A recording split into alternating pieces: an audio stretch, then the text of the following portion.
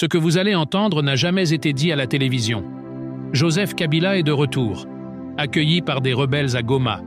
Et derrière son discours de paix, se cache une manœuvre spectaculaire. Voici la vérité.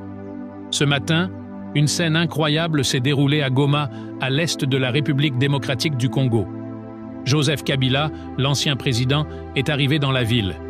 Mais ce qui choque tout le monde, c'est l'accueil qu'il a reçu.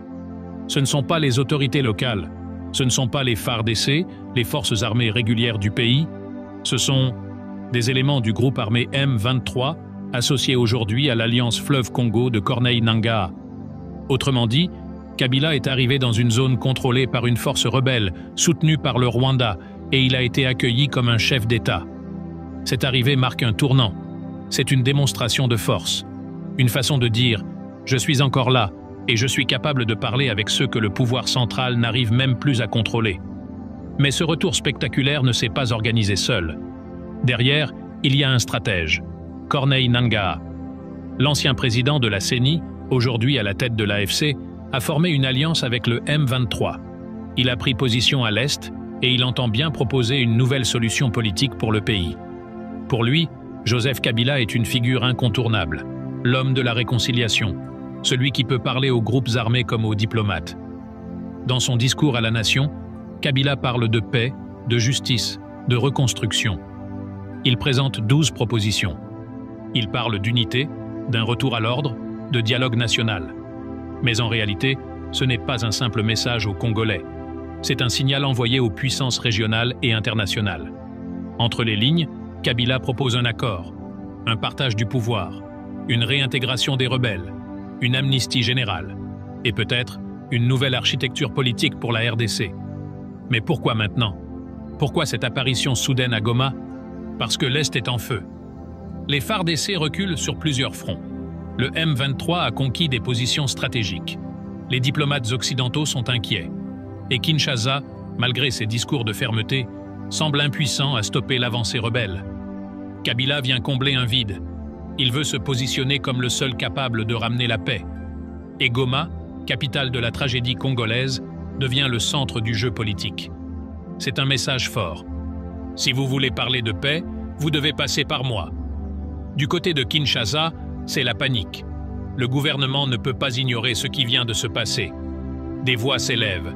Certains appellent à l'arrestation de Kabila. D'autres demandent une réaction militaire. Mais ce serait un piège. Une mauvaise réaction pourrait précipiter le pays dans une guerre totale.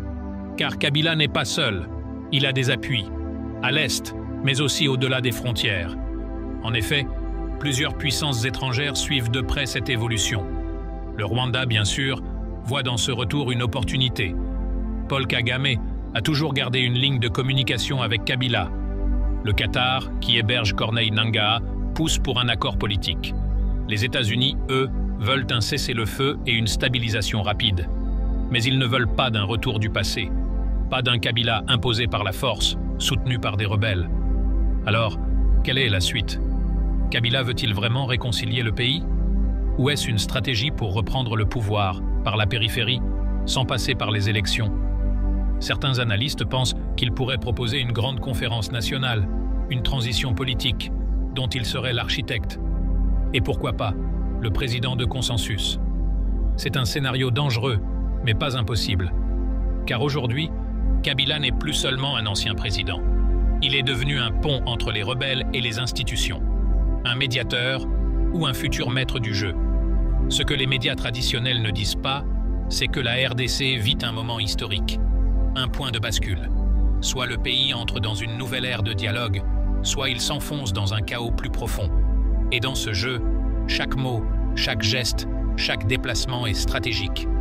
Kabila est de retour, non pas par nostalgie du pouvoir, mais pour proposer une nouvelle voie.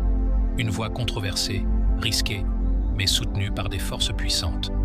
Le peuple congolais, lui, est pris entre les lignes de front, entre les calculs des anciens chefs d'État, les ambitions régionales et les intérêts étrangers. Et pendant que les armes parlent, la vérité reste souvent étouffée.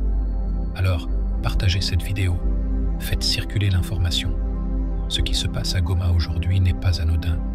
C'est peut-être le début d'un bouleversement majeur. Abonnez-vous pour suivre les prochaines révélations. Et surtout, restez vigilants, car l'histoire, parfois, revient là où on ne l'attendait plus.